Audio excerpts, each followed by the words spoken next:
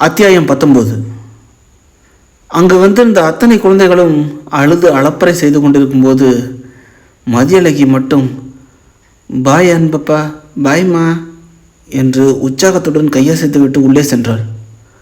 அவளின் ஆர்வத்தை நான் ஆச்சரியத்துடன் பார்த்துவிட்டு திரும்பினால் மகாவின் முகம் சுருங்கி களையிழந்து போயிருந்தது. ஹேய் ஹே மகா என்று நான் தோளை தொட்டதும் அவள் விழிகளில் மழுக்கென்று கண்ணீர் மணிகள் உருண்டு விழ, ஏய் நீ என்னடி குழந்த மாதிரி என்று அவள் தோளை அணைத்து பிடிக்க அவள் அழுகை அதிகமாகிவிட்டது.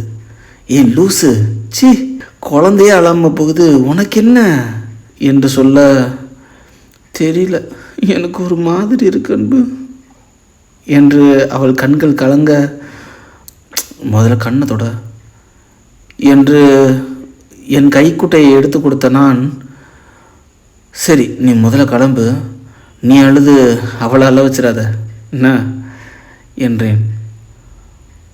கொஞ்ச நேரம் இங்கேயே நிற்கலாம் அன்பு, மற்றவங்க அழுகிறத பார்த்து அவளும் அழுதானா என்று சொல்ல, அழுதா அப்படியே திரும்பி கூட்டிகிட்டு போயிடலாமா என்று நான் எழலாக கேட்க அவள் தவிப்புடன், இல்லை அன்பு, அவள் அழுதா அப்புறம் யாராலையுமே அவளை சமாதானப்படுத்தவே முடியாது என்றாள். யார் மதியா? அங்கே பாரு, அவள் இப்போவே ஒரு ஆளை ஃப்ரெண்டு பிடிச்சிட்டா என்று நான் காட்டிய திசையில் மதியழகி அழுது தேம்பி கொண்டிருந்த சிறுவனை சமாதானம் செய்து பேசி கொண்டிருந்தாள். அவள் செட்டில் ஆயிட்டா, நீ வா போகலாம் என்று மகாவின் தோள் பற்றி இழுத்து வரும்போது நிரஞ்சனா தோளில் கைப்பையும் கையில் புத்தகமுமாக எதிரே நடந்து வந்தாள். நான் எதிர்பார்க்காத சற்றும் விரும்பாத சந்திப்பு இது. பார்த்தும் பார்க்காதது போல் கடந்து விடலாம் என்று எண்ணிய போது அன்பு என்று அழைத்தாள். நான் நிற்கவில்லை. ஆனால் மகா நின்று ஹேய் நிரஞ்சனாக்கா என்று வேறு வழி இல்லாமல் நானும் நின்றேன். ஓ, நம்ம மதிக்குட்டியை இங்கே தான் சேர்த்துருக்கீங்களா என்று நிரஞ்சனா விசாரிக்க, ஆமாக்கா என்று மகா அவளிடம் சகஜமாக பேச, நானும் இங்கே இங்கிலீஷ் டீச்சராக ஜாயின் பண்ணியிருக்கேன். மதியா நான் பார்த்துக்கிறேன் என்றாள். ஓஹோ சரிக்கா சரிக்கா என்று மகா அவளுடன் பேசி கொண்டிருந்தது எனக்கு பிடிக்கவே இல்லை, எரிச்சலாகிவிட்டது. மகா போகலாம், ஆஃபீஸுக்கு நேரமாகுது என்று நான் விறுவிறு என்று முன்னே நடந்து சென்று காரில் ஏறிவிடவும் மகா என் பின்னோடு வந்து அவளும் ஏறினாள். காரை இயக்கி கொண்டு, நீ மதியம் போல் டிரைவரை கூட்டிகிட்டு போய் மதிக்குட்டியை கூட்டிகிட்டு வந்துடுண்ணா என்று சொல்ல, என்றவள் பின் மெல்ல, ஏன் அவங்கக்கிட்ட அப்படி நடந்துக்கிறீங்க, உங்களுக்கு என்னதாங்க பிரச்சனை என்று கேள்வி எழுப்ப நான் அவளை முறைத்து பார்த்தேன். சரி சரி, என்கிட்ட சொல்ல விருப்பம் இல்லைன்னா போங்க, நான் ஒன்றும் கேட்கல என்றவள் முகத்தை திருப்பிக் கொள்ள சில நொடிகள் அமைதியாக யோசித்த பின், சரி சொல்கிறேன் என்று நடந்தவற்றை அன்பின் பார்வையிலிருந்து விவரித்தேன். என்னது நிரஞ்சனாக்காவா, அவங்களா இப்படி பண்ணாங்க என்றவள் நம்ப முடியாமல் அதிர, அவளை பற்றி உனக்கு சுத்தமாக தெரியாது, அவள் இதுக்கு மேலேயும் பண்ணுவாள். அறிவை வீட்டை விட்டு அனுப்புனதோட பிரச்சனை முடியலை, நானும் வெளியே வந்துட்டேன், என் கூடவே அம்மாவும் வந்துட்டாங்க.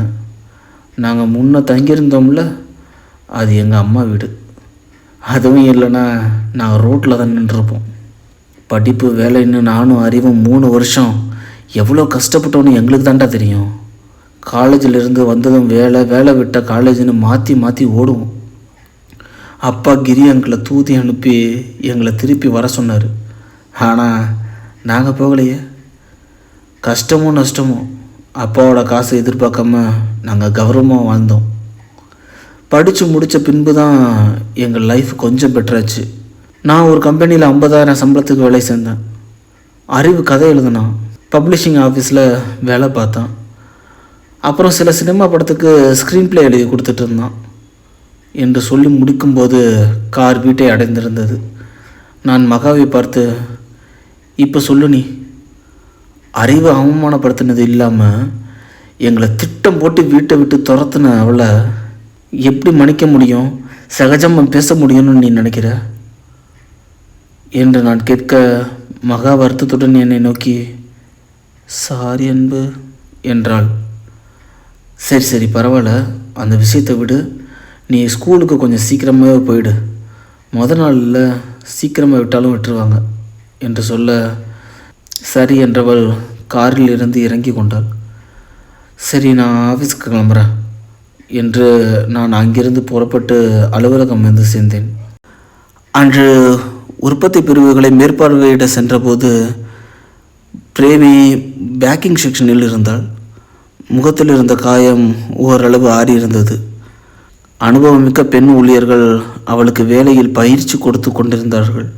வேலைக்கு வந்து சேர்ந்த இந்த 3 நாட்களில் அவள் இப்போது ஒருவாறு தெளிவடைந்து விட்டது போல தெரிகிறது. ஆரம்பத்தில் இருந்த பயம், தயக்கம் எல்லாம் இப்போது இல்லை. அப்போது சந்துரு என் பார்வையை உணர்ந்தவனாக, சார், நீங்கள் ரெக்கமெண்ட் பண்ண அந்த புது எம்ப்ளாயி ஐடி கார்ட்ஸு சர்டிஃபிகேட்ஸ் எதுவுமே இல்லையே என்று சொல்ல, அதெல்லாம் ரெடி பண்ணிக்கலாம் என்றேன். இல்லை சார், சேலரி அக்கௌண்ட் க்ரியேட் பண்ணணும் என்றவன் சொல்ல, ஒரு 2 மாதம் கேஷாகவே கொடுத்துருங்க, அதுக்குள்ளே ரெடி பண்ணிடலாம் என்றேன். ஓகே சார் என்றவன் சொல்லவும், அவ்விடத்தை கடந்த நான் தூரத்திலிருந்து பிரேமியின் முகத்தில் விழுந்த புன்னகையை பார்த்தபோது என் மனதில் இனம் புரியாத ஒரு உணர்வும் நிறைவும் ஏற்பட்டது. இதுபோன்ற வாழ்க்கையில் தடம் மாறி சென்ற பெண்களுக்கு எல்லாம் உதவ முடிந்தால் எவ்வளவு நன்றாக இருக்கும் என்று ஒரு எண்ணம் எட்டி பார்த்தது. அதன் பின் நான் அறைக்கு திரும்ப, சார், ஹேட் ஏஜென்சிஸிலிருந்து வந்திருக்காங்க, கான்ஃபரன்ஸ் ரூமில் வெயிட் பண்ணுறாங்க என்று சந்துரு அறிவுறுத்த, இதோ வந்துட்டேன் என்று சொல்லிவிட்டு அங்கே சென்றேன். எங்கள் நிறுவனத்திற்காக எடுத்த விளம்பர படம் திரையிடப்பட்டது. அதனை பார்த்ததும் எனக்கு முழு திருப்தி ஏற்பட்டிருக்க, குட் ஜாப் என்று அவர்களுக்கு கை குலுக்கினேன். அவர்களோட சந்திப்பு பேச்சுவார்த்தை எல்லாம் நல்லபடியாக முடிந்தது. நேரம் 11:30 கடந்திருக்க மகாவுக்கு அழைத்து, ஸ்கூலுக்கும் போயிட்டே மகா, மதிக்குட்டி வந்துட்டாளா என்று விசாரிக்க, வந்துட்டா என்றாள். அதன் பிறகு மீண்டும் தொடர்ந்த அன்றைய அலுவலர்கள் முடிய மாலையாகிவிட்டது. கிளம்பிட்டீங்களா என்று கேட்டு மகா குறுந்தகவல் அனுப்பிய பிறகுதான் கிளம்ப வேண்டும் என்ற நினைப்பு வர அவளுக்கு அழைத்தேன். என்ன மகா, ஏதாவது முக்கியமான விஷயமா? முக்கியமான விஷயந்தான்.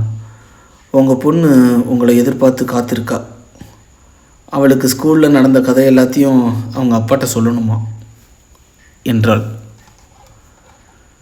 வேலை முடிஞ்சிச்சு மகா, இந்த கிளம்பிட்டேன், வந்துட்டே இருக்கேன் என்று சொல்கிறதும், சரி சரி வாங்க என்று அழைப்பை துண்டிக்க இன்டர்காமில் சந்துருவை அழைத்து சில வேலைகளை நான் பட்டியலிட்டு விட்டு, சரி கிளம்புறேன், நீ பார்த்துக்கோ, எனக்கு இந்த வேலையெல்லாம் நாளைக்கு முடிச்சு கொடுத்தா போதும் என்று இருக்கையிலிருந்து எழுந்து கொள்ள, சார் என்று இழுத்தான். என்ன, ஏதாவது சொல்லணுமா?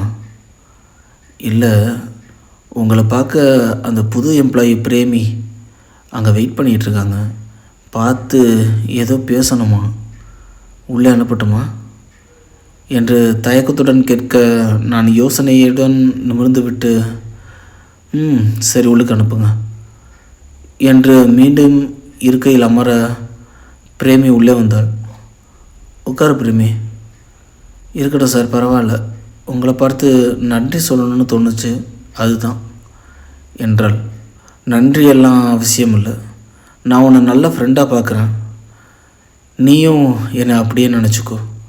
உனக்கு என்ன தேவைப்பட்டாலும் எந்த தயக்கமும் இல்லாமல் நீ நேரடியாக எனக்கு ஃபோன் பண்ணி பேசலாம். அப்புறம் உன்கிட்ட எந்த ஐடி கார்டும் இல்லைன்னு சந்துரு சொன்னார், அதெல்லாம் ஒரு விஷயமும் இல்லை, ரெடி பண்ணிக்கலாம் என்றேன். அவள் என்னை வியப்புடன் பார்க்க நான் தொடர்ந்து, உன் பையன் சிவா ஊரில் படிக்கிறான்ல, அவன் படிப்பு செலவை பற்றி நீ எதுவும் கவலைப்பட வேண்டாம், நானே பார்த்துக்கிறேன் என்று சொல்ல, அவள் அதீத ஆச்சரியத்துடன், உங்களுக்கு சிவாவை பற்றி தெரியுமா என்று கேட்டாள். உன்னை தெரியும் போது உன் பையன் சிவாவை தெரியாத எனக்கு என்று கேட்டேன். அவள் பார்வையில் நன்றி உணர்வு தழும்ப தழும்ப கை கூப்பி நின்றவளிடம் சங்கடத்துடன், பிரேமி ப்ளீஸ் கையா இருக்கு என்று சொன்னேன். இல்லை, நீங்கள் எனக்கு செஞ்ச உதவி என்று ஆரம்பிக்க, இந்த நன்றியுரையெல்லாம் வாசிக்காத. இது உதவி நன்றி எல்லாம் இல்லை பிரேமி. நாம் யாருக்காச்சும் கெட்டது செஞ்சால் அது திருப்பி வர மாதிரி நல்லது செஞ்சாலும் அது திருப்பி வரும். நீ செஞ்ச நல்லது தான் இன்றைக்கி உனக்கு திருப்பி வந்திருக்குன்னு நினச்சிக்கோ என்றேன். நான் என்ன நல்லது செஞ்சேன் எனக்கு புரியலையே. யாருக்கோ என்றைக்கோ நீ ஏதாவது நல்லது செஞ்சுருப்பல்ல, அதை சொன்னேன். நான் யாருக்கும் அப்படி எதுவும் நல்லது செஞ்ச மாதிரி எனக்கு சுத்தமாக ஞாபகமே இல்லையே. செஞ்ச உனக்கு எப்படி ஞாபகம் இருக்கும்? அதில் யார் பயனடைஞ்சாங்களோ அவங்களுக்கு தான் ஞாபகம் இருக்கும் என்று அவள் என்னை ஆழ்ந்து பார்த்தாள். பின் ஒரு மௌன புன்னகை உதிர்த்து விட்டு, சரி சார், நான் வரேன் என்று திரும்பி நடந்தாள். அவள் பார்வையில் இருந்த கேள்வியை அவள் கேட்கவில்லை. ஒருவேளை அவள் கேட்டிருந்தால் என்னால் உண்மையை மறைத்திருக்கவும் முடியாது. சட்டென்று என் நினைவுகள் யோசனைகள் எல்லாம் பழைய நாட்களுக்குள் புகுந்துவிட சிரமப்பட்டு அந்த நினைவுகளிலிருந்து என்னை மீட்டு கொண்டு அலுவலகத்திலிருந்து கிளம்பினேன். வீட்டுக்கு சென்றதும் மதிக்குட்டி எனக்காகவே சொல்ல நிறைய கதைகள் வைத்திருந்தாள். தோட்டத்தில் ஊஞ்சலாடியபடி அவளை மடியில் கிடத்தி கொண்டு அவள் பேச்சை கேட்க மகளுக்கு உணவை ஊட்டினாள். சாப்பிட்டு முடித்து சில நிமிடங்களில் அவள் என் அயர்ந்து உறங்கிவிட நான் அறைக்கு தூக்கி சென்று அவளை படுக்க வைத்தேன். அதன் பின் நான் அப்பா மூவரும் ஒன்றாக உணவும் உண்டு முடித்த பிறகு, குட்டிமா தனியாக படுத்திருக்கா, நீ மேலே போ, நான் அப்பாக்கிட்ட கொஞ்சம் பேசிட்டு வரேன் என்று மகாவை அறைக்கு அனுப்பிவிட்டு நானும் அப்பாவும் அவர் அறையில் அமர்ந்து பேசினோம். அப்போது நிறுவனத்துக்காக எடுத்த விளம்பர படத்தை நான் மடிக்கணினியை இயக்க அவருக்கு போட்டு காமித்தேன். ரொம்ப நல்லா இருக்கு அறிவு, கிரேட் ஐடியா என்றவர் மேலும், ஜிஎம் இன்னைக்கு உன்னை பற்றி புகழ்ந்து பேசிகிட்டு இருந்தாருப்பா. அந்த பில்டிங் வேலையை செஞ்ச பையன் கீழே விழுந்துட்டான்னு நீ ஹாஸ்பிட்டலுக்கு நேரில் போய் பார்த்துட்டு வந்தியாமே? ஆமாப்பா, போய் பார்த்து தானே ஆகணும். நம்ம சூப்பர்வைசரை கூட அனுப்பியிருக்கலாம். ஆனால் நீ நேரில் போய் பார்த்து கம்பெனி எம்ப்ளாயீஸ்க்கெல்லாம் பரவி அவங்களுக்கெல்லாம் உன் மேலே ஒரு நல்ல மதிப்பும் நம்பிக்கையும் ஏற்பட்டிருக்குன்னு சொல்லி ஜிஎம் உன்னை பாராட்டி தள்ளிட்டார். எனக்கு கேட்கவே ரொம்ப பெருமையாக இருந்துச்சு என்று புன்னகையுடன் என் தோளை தட்டினார்.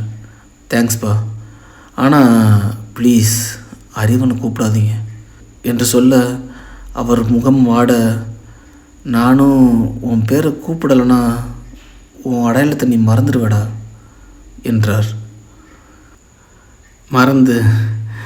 மறந்து தான் போகட்டுமே, அந்த பேர்னால் எனக்கு என்ன உபயோகம் இருக்குது என்று அலட்சியமாக கூறிய நான், ப்ளீஸ்பா, இதை பற்றி நம்ம திரும்ப திரும்ப பேச வேண்டாம், நீங்களும் அந்த பேரை வச்சு என்னை கூப்பிடாதீங்க ப்ளீஸ் என்றேன்.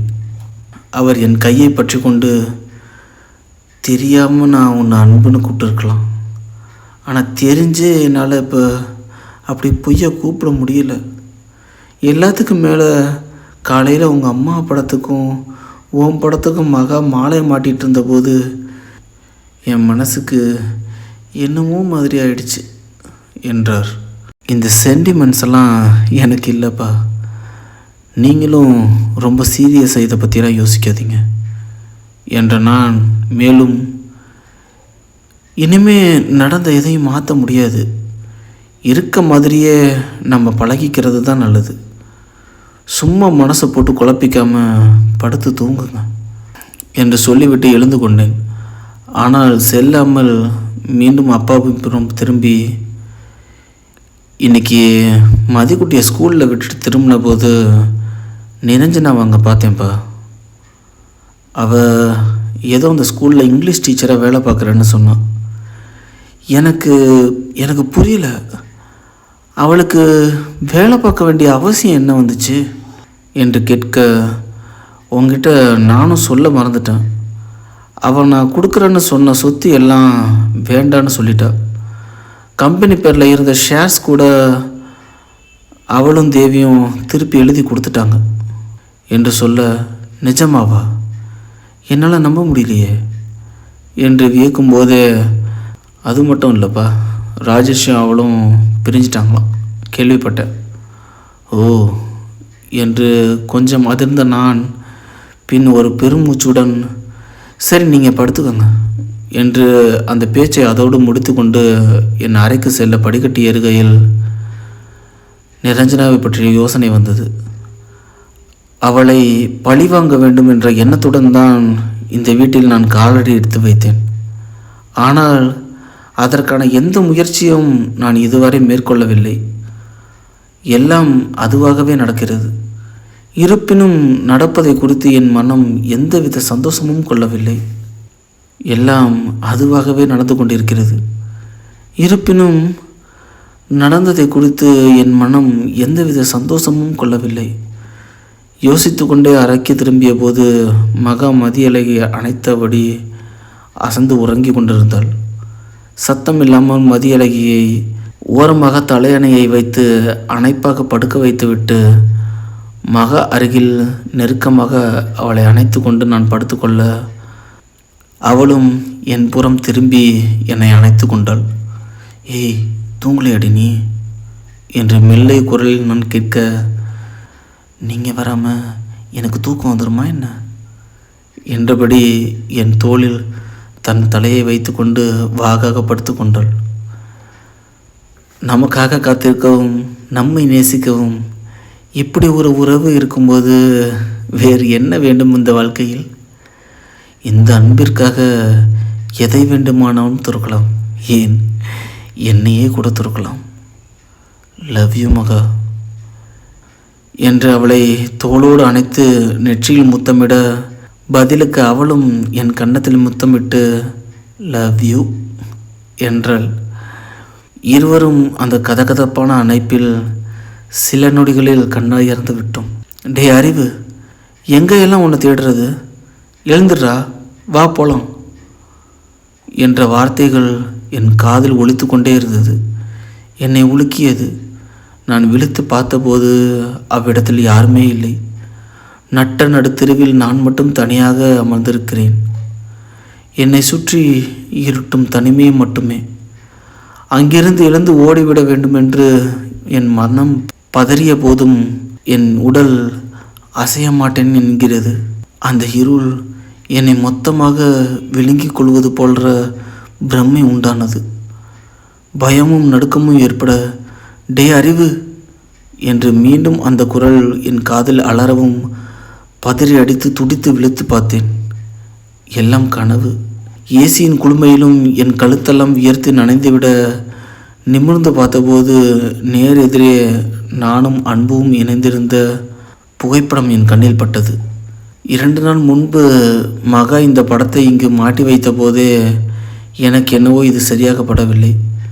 இதில் அப்பா வேறு எதையோ பேசி தெளிவாக இருந்த என் மூளையை நன்றாக குழப்பி விட்டார். மகா மற்றும் மதியின் உறக்கம் கலையாமல் எழுந்து கொண்ட நான் அந்த படத்தை கழற்றி அலமாரியில் இருந்த என் பைக்குள் திணித்து கொண்டேன். அப்போது என் கையில் ஒரு சிகரெட்டு துண்டு அகப்பட்டது. இந்த பழக்கத்தை விட்டுவிட வேண்டும் என்று நினைத்த போதும் அதனை பார்த்ததும் என் மனம் பரபரத்தது. பால்கனி கதவை திறந்து வெளியே வந்த நான் அந்த சிகரெட்டை பற்ற வைத்து புகைக்க ஆரம்பித்தேன். கொஞ்சம் மனம் ஆசுவாசப்பட்டது. முன்பு பல சூழ்நிலைகளில் நான் அன்பு இல்லை அறிவு என்று பலரிடம் தெளிவுபடுத்தியிருக்கிறேன், கட்டுப்புடன் கத்தி இருக்கிறேன். ஆனால் இன்றைய சூழ்நிலையில் நான் அறிவு இல்லை அன்பு என்று யாரிடமும் நானாக சொல்ல நேர்ந்ததில்லை.